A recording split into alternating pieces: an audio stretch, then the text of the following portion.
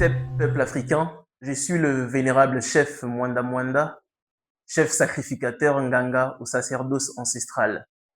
Donc je viens aujourd'hui pour insister sur un point très crucial, donc un point très important sur l'indépendance africaine, sur l'indépendance de la mémoire tant endormie, sur l'indépendance de la racine de la mélanine de l'homme noir et sur l'indépendance de toute l'étendue des terres africaines.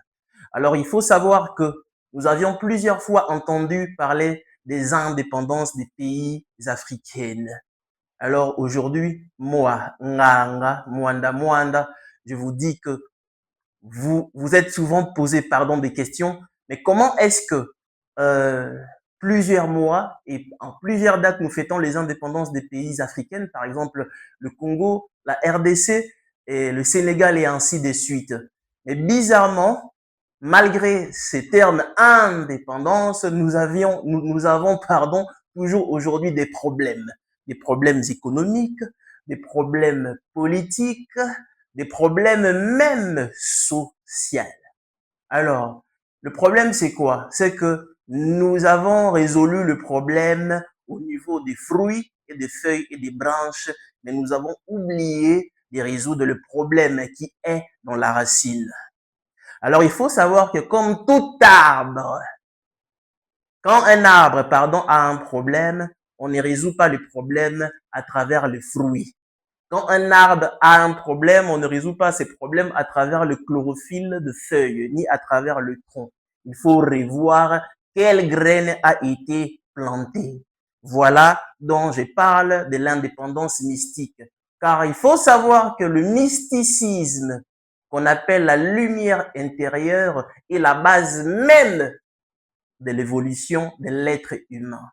Et la base même de l'évolution de toute une nation, de tout un peuple. Alors, c'est cette graine-là dont l'ennemi malin, visionnaire, j'aimerais même dire, visionnaire, et très malin, a voulu détourner de l'œil de l'homme noir. Il a banalisé le mysticisme de l'œil de l'homme noir pour lui donner la religion. Le problème en Afrique n'est pas un problème économique ni diplomatique, mais l'oppresseur a dit à l'homme africain que ton problème est économique. Crée des industries. Mais malgré ça, les industries et l'économie ont des problèmes. Il a dit à l'homme africain, non, ton problème sont les universités, je vais créer des écoles, je vais créer, des formations pour que tout aille bien. Mais vous avez bien vu, nous sommes en 2026, tout va toujours très mal. Au contraire, ça s'empire au fur et à mesure. Pourquoi? Parce que on a traité l'arbre par des fruits et par des branches. On a oublié la racine, le noyau, qui est le mysticisme. Alors, je reviens, c'est quoi le mysticisme? Le mysticisme, c'est le plan premier de l'être humain. L'être humain étant composé du physique et du spirituel, le spirituel qui est l'âme et le physique qui est la masse dans la matière dense. La matière dense. Alors, imaginez que le plan spirituel, donc le plan de l'âme est mort. Que deviendrait le plan de la masse?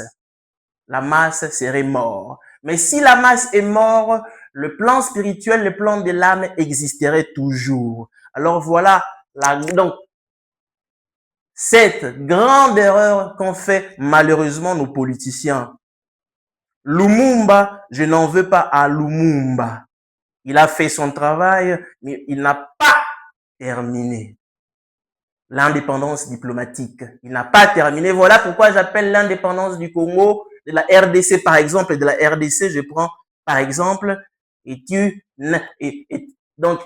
indépendance, théorique, qui n'est pas arrivée à la masse. Donc c'est comme si en fait une théorie qui n'a pas abouti. Je vais parler de Papa Dangote, qui a mis la souveraineté africaine au niveau de l'économie africaine. Papa Dangote, Mais vous verrez que Papa Dangote, malgré la bonne économie, malgré la bonne gestion industrielle, il y a des problèmes tout autour de lui. Alors, quel est le problème? Nous avons oublié la racine, qui est le mysticisme, qui est le vrai aspect de l'être humain, le premier monde, le premier plan. Et voilà pourquoi aujourd'hui, en cette ère du Verseau, qui est l'ère où, automatiquement, différemment de l'ère du poisson, où l'être humain, son intelligence et sa sagesse sera développée d'abord, premièrement, automatiquement par l'influence zodiaque. Et à travers ça, justement, je demande et j'appelle et je frappe sur la moelle épinière de l'homme africain. Il est temps que tu puisses te réveiller car l'air est libre. Et en ces temps d'air libre, ne cours plus à avoir le meilleur diplôme à l'université Marien Ngouabi, ne cours plus à avoir le meilleur diplôme à l'université de l'Unikin à Kinshasa, ne cours plus à chercher le meilleur des diplômes à l'université d'Harvard aux USA, ne cours plus à chercher le meilleur des formations politiques à l'université, dans des universités parisiennes ou à l'ULB de Bruxelles, etc. Mais il faut d'abord chercher à guérir la racine. Car si tu guéris la racine, les restes iraient. Les restes fonctionneraient tout seuls. Si tu résous la racine, une fois que la graine est plantée par terre, en dessous de la terre, on n'a plus besoin de replanter les fruits parce que les fruits suivront simplement le processus de la graine plantée. Voilà pourquoi, malgré aujourd'hui, on voit certains jeunes et certains parents vendre des parcelles, exploser leur économie pour envoyer leurs enfants dans les meilleures universités politiques, militaires, ULB, etc., ULG. Et malgré ça, et quand ils reviennent avec ces diplômes ici en Afrique, pour soi-disant, entre guillemets, émettre une bonne politique de l'excellence, après, il y a toujours des problèmes. Et malheureusement, et quand il y a des problèmes en Afrique, même pas la capacité de régler. Donc, le peuple africain n'a même pas la capacité de régler ses problèmes soi-même. Il doit honteusement aller demander de l'aide aux autres. Et quand les autres viennent t'accorder de l'aide, ce n'est pas de l'aide pure, c'est de l'aide suivie d'un malheur, d'un profit. Car en politique, il n'y a pas, en politique, occidentale, les Occidentaux n'ont pas une politique de fraternité. Ils n'ont pas une politique d'équilibre. Ils ont une politique d'intérêt. Et cet intérêt doit être personnel. Et au moment où l'homme africain ne comprend pas que le problème qui est chez toi, il n'y a que toi-même qui peux le régler. Dans une famille, quand il y a un problème, c'est au père des familles de le régler.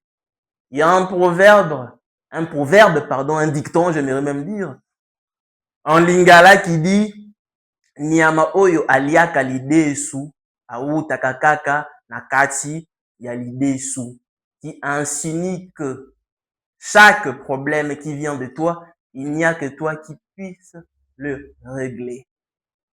Et chaque solution que tu chercheras pour ton évolution, cette solution ne doit venir que de toi. Le progrès de l'homme africain se trouve en l'homme africain lui-même par son propre éveil. Le christianisme et le Vatican ne réglera jamais le problème de l'indépendance mystique de l'homme africain parce que ce n'est pas la même cosmogonie. Ce n'est pas de même taille. Il faut faire porter au corps une chemise à sa taille. L'islam réglera des problèmes en Arabie Saoudite. Ça marchera très bien. Mais ça ne marchera pas à régler les problèmes du Congo, Brazzaville, du Sénégal et du Mali. Pourquoi? Parce que ce n'est pas la même cosmogonie. C'est un peu comme des ADN. L'ADN, il faut une compatibilité d'ADN pour que l'ADN soit exact. Et les faits comprennent La façon de faire de l'autre n'est pas mauvaise, mais sauf qu'il n'y a pas de compatibilité. Et quand il n'y a pas de compatibilité, la chose est fausse. Voilà pourquoi nos jeunes, nos parents qui ont tant dépensé pour aller prendre la façon de faire des universités des autres, malgré le retour, ils ont échoué à l'évolution de la terre-mère, le berceau qui est notre Afrique. Aujourd'hui, le combat de l'homme blanc avait compris ça. Voilà pourquoi il nous a éloignés de tout ce qui pouvait nous réveiller. Le Nkisi, qui est la pierre angulaire, pardon, qui détient la plus grande des pulsations cosmiques au monde. Le Nkisi qui équivaut à la pierre du coltan. Voilà pourquoi nous sommes combattus. Beaucoup de gens ne comprenaient pas pourquoi l'étranger venait puiser le coltan. Ce n'est pas parce que cette pierre, le coltan ou les minéraux ne sont pas simplement des pierres, ce sont des divinités vibratoires, le vibranium, d'où les termes qu'on appelait le Nkisi diabolisé dans les terres de l'Afrique centrale, Nkisi. Quand on entendait parler Nkisi, on chassait celui qui avait le Nkisi. Parce que l'homme blanc avait compris. Il s'est dit, premièrement, je vais commencer non par l'économie, non par la diplomatie, mais à leur faire détester le Nkisi. C'est quoi le Nkisi? C'est la pierre. C'est quoi la pierre? Le coltan, le minerai. Sans le Nkisi coltan, il n'y aurait pas d'iPhone. Sans le Nkisi coltan, il n'y aurait pas des grandes machines industrielles. Sans le Nkisi coltan, il n'y aurait pas d'écran plasma. Sans le Nkisi coltan, il n'y aurait pas Boeing. Il n'y aurait pas de trains, il n'y aurait pas de métro, il n'y aurait pas de trams. Alors voilà, si aujourd'hui l'homme africain se reconnecte au Nkisi, il n'aura pas besoin de commander des avions pour nourrir ses entreprises, par exemple d'aviation africaine. Il aura lui-même besoin d'avoir son Kisi propre à travers l'indépendance mystique, son Kisi propre qui nourrirait à son tour l'indépendance économique ainsi que l'économie et le mysticisme rétablirait l'évolution africaine. C'est là que vous verrez que nous avons des ingénieurs puissants. Nous n'avions pas besoin d'étudier dans des universités, mais simplement à réformer la réforme des études universitaires à la cosmogonie africaine. Merci beaucoup. Otep.